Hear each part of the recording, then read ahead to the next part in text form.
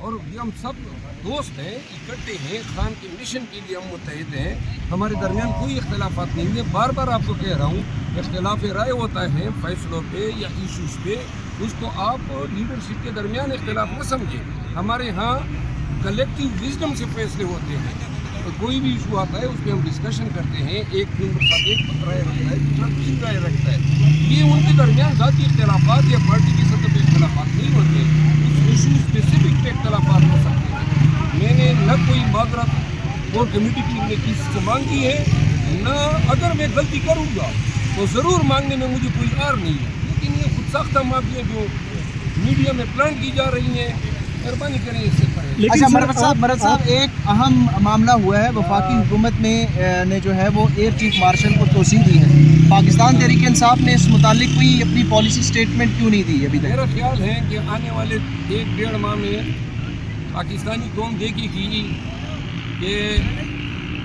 یہ کنٹریکٹ کے ملازمین جو ہیں ان کی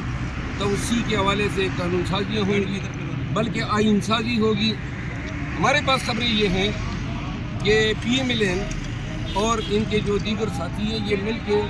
کانسٹیٹیوشنل امینڈمنٹ لا رہے ہیں، اور ہائی کورٹ اور سپریم کورٹ کے جج صاحبان جو ہیں ان کی عمروں میں 2 سے 3 سال تک اضافہ کرنے والے ہیں۔ تو لہذا اگر ایسا کوئی لیجسلیشن آتی ہے تو یہ آپ سب کو علم ہونا چاہیے، پاکستان میں ہر سرکاری ملازم جو کمپٹیشن سے بھرتی ہو کے آتے ہیں، ساری زندگی ان کی سروس ان پٹ کسی ملازمت میں ہوتی ہے، وہ 60 سال پہ ریٹائر ہوتے ہیں۔ پہلی تفریق آپ نے 63 سال ہائی کورٹ کی جج کی کر دی اور سپریم کورٹ کے لیے 65 سال کر دی۔ اب آپ اس کو 68 سال پہ لے جا رہے ہیں اور ہائی کورٹ کے جج کو آپ 65 سال پہ لے جا رہے ہیں۔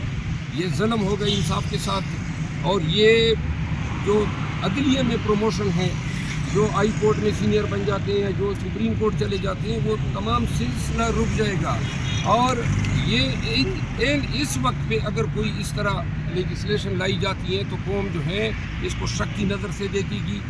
قوم یہ تصور کرے گی کہ اس کے پیچھے سیاسی مقاصد کا پنہا ہے،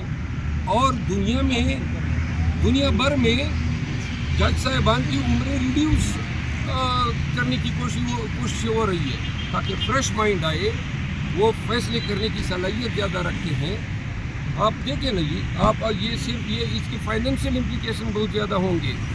تنخواہیں جو ہیں سالانہ بڑھتی ہیں، اور جتنی بھی اگر ایک شخص جو ہے وہ 20 سال یا 25 سال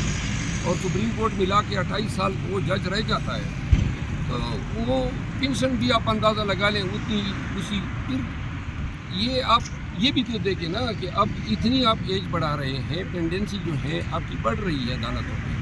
نظامی انصاف کا سلسلہ جو ہے کما ہوا نظر آ رہا ہے۔ لوگ جو ہیں اپنے مقدمات جو ہیں وہ اب عدالتوں میں لا ہی نہیں رہے ہیں، سوائے ان فوجداری مقدمات کی جو ریاست درج کر رہی ہے۔ میرا خیال یہ ہے کہ یہ بہت ہی زیادہ ظلم ہوگا نظامی انصاف کے ساتھ اگر اعلیٰ عدلیہ کے جج صاحبان کی عمر کی بالائی حد جو ہے وہ بڑھا دی جائے۔ ایئر چیف مارشل کی ایکسٹینشن کو کیسے دیکھ رہے ہیں؟